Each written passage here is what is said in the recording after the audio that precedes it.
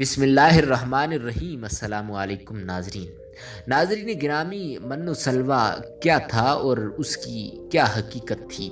من و سلویٰ کس نبی کی امت پر نازل ہوا اور کیوں نازل ہوا؟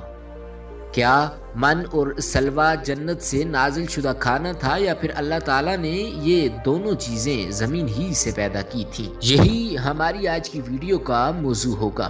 ویڈیو میں ہم آپ کو بتائیں گے کہ بنی اسرائیل کی قوم کے لوگ 40 سال تک ایک میدان میں کیوں بھٹکتے رہے۔ قبل اس سے کہ ویڈیو کا باقاعدہ آغاز کریں، نئے آنے والے ناظرین سے گزارش ہے کہ ہمارے چینل ڈبل این انفو کو سبسکرائب کریں۔ ناظرین گرامی، جب فرعون دریائے نیل میں غرق ہوا تو قوم بنی اسرائیل حضرت موسیٰ علیہ السلام کی پیروکار بن گئی۔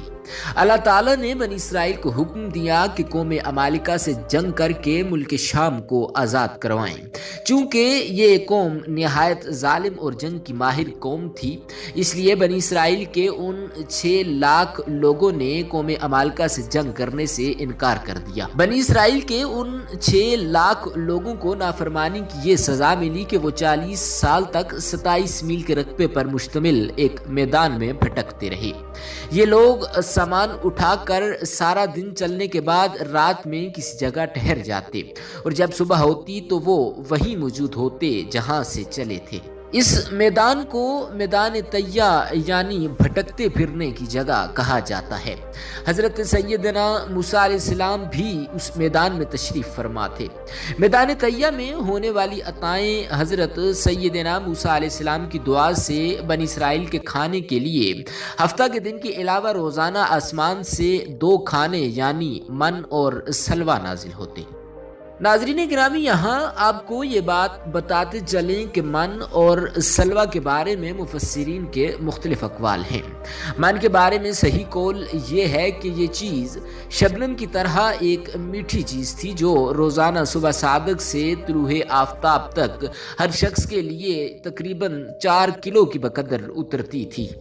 اس میٹھی چیز کو لوگ چادروں میں لے کر دن بھر کھاتے رہتے۔ بعض مفسرین کے نزدیک من سے مراد وہ تمام چیزیں ہیں جو اللہ تعالیٰ نے اپنے بندوں کو کسی مشقت اور کاشتکاری کے بغیر عطا کر کے ان پر احسان فرمایا۔ اور سلویٰ کے بارے میں صحیح قول یہ ہے کہ یہ ایک چھوٹا سا پرندہ تھا، اور اس کے بارے میں ایک قول یہ ہے کہ یہ پرندہ بھنا ہوا بنی اسرائیل کے پاس آتا تھا۔ اس کے علاوہ ایک قول یہ بھی ہے کہ جنوبی ہوا اس پرندے کو لاتی اور بنی اسرائیل اس کا شکار کر کے کھاتے تھے۔ ناظرین گرامی، اللہ تعالیٰ نے قرآن مجید فرقان حمید میں ارشاد فرمایا، اور ہم نے تم پر بادل کا سایہ کیا اور تم پر من و سلویٰ اتارا کہ ہماری دی ہوئی پاکیزہ چیزیں کھاؤ، اور انہوں نے ہم پر نہیں کیا، البتہ وہ خود اپنی جانوں پر ظلم کرتے تھے۔ اس کے علاوہ کوہ طور کا ایک سفید پتھر ان کے پاس موجود تھا۔ جب پانی کی حاجت ہوتی تو آپ علیہ السلام اس پر اپنی جنتی لاٹھی مارتے اور بنی اسرائیل کے 12 قبیلوں کے لیے 12 چشمے جاری ہو جاتے۔ دھوپ سے بچاؤ کے لیے ایک بہت بڑا بادل کا ٹکڑا سارا دن ان پر سایہ کرتا۔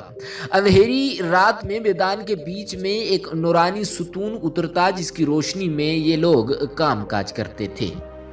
اس کے علاوہ نہ ہی ان لوگوں کے بال بڑے ہوتے اور نہ ہی ان لوگوں کے ناخن بڑے ہوتے تھے۔ کپڑے پھٹتے تھے نہ ہی میلے ہوتے تھے۔ پیدائشی بچوں کے جسم پر قدرتی لباس موجود ہوتا تھا جو جسم کے ساتھ بڑا ہو جاتا۔ ناظرین گرامی، جیسا کہ پیچھے ویڈیو میں بتایا جا چکا ہے کہ من ایک میٹھی چیز تھی جو فجر کے وقت سے سورج نکلنے تک ہر شخص کے لیے تقریباً 4 کلو اترتی تھی۔ جب بنی اسرائیل کی قوم یہ میٹھی چیز کھا کھا کر اکتا گئے تو انہوں نے آپ علیہ السلام کی بارگاہ میں شکایت کی، جس کے بعد ان کے لیے سلویٰ اتارا گیا جو کہ ایک بھنا ہوا چھوٹا پرندہ تھا۔ ناظرین گرامی، اس من و سلویٰ کی یہ خصوصیت تھی کہ یہ نہ قبض کرتا تھا اور نہ ہی دست لاتا تھا۔ رنگ، خوشبو اور ذائقے میں بے مثال تھا۔ ہر طبیعت و مزاج کو موافق آتا تھا۔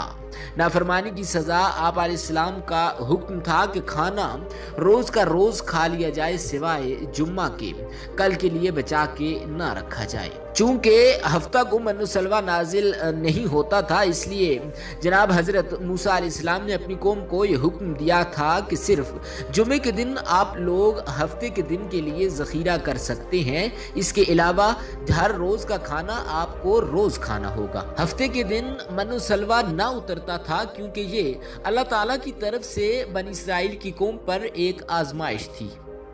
मगर बाज़ ज़ईफ़ुल एतक़ाद लोगों को ये डर लगने लगा, अगर किसी दिन मन्नो सलवा ना उतरा तो हम लोग इस बेआबो गया चटियल मैदान में भूखे मर जाएंगे। चुनाचे उन लोगों ने कुछ छुपा कर कल के लिए रखना शुरू कर दिया और अल्लाह ताला के हुक्म की नाफरमानी शुरू कर दी। अल्लाह ताला के हुक्म से हज़रत मूसा अलैहिस्सलाम ने भी अपनी कौम को हफ्ते के दिन के लिए ज़ख़ीरा करने के अलावा मना किया था।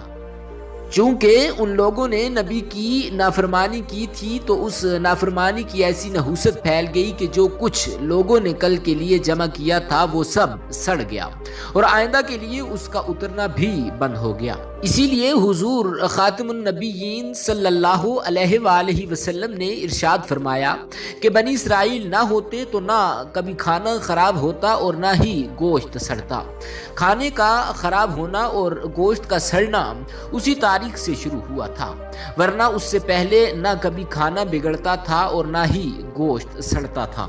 नाज़रीन गिरामी, अल्लाह ताला से दुआ है कि वो तमाम देखने और सुनने वालों को सिरात मुस्तकीम पर चलने की तौफीक दे और हुजूर अकरम सल्लल्लाहु अलैहि वसल्लम की पैरवी की तौफीक दे। जिन कामों से हुजूर अकरम सल्लल्लाहु अलैहि वसल्लम ने हमको रोका, अल्लाह ताला हमें उनसे रुकने की तौफीक दे और जो काम उन्होंने करने का हुक्म दिया अल्लाह ताला हमें उन पर कारबंद फरमाए। इसी उम्मीद के साथ आपसे इजाज़त चाहते हैं कि आपको हमारी आज की ये दिलचस्प और मालूमाती वीडियो ज़रूर पसंद आई होगी। इसी तरह की मज़ीद दिलचस्प और मालूमाती वीडियोज़ देखने के लिए जुड़े रहिए हमारे यूट्यूब चैनल NN इन्फो के साथ। मिलते हैं हमारी अगली वीडियो में। खुदा रब्बुल इज़्ज़त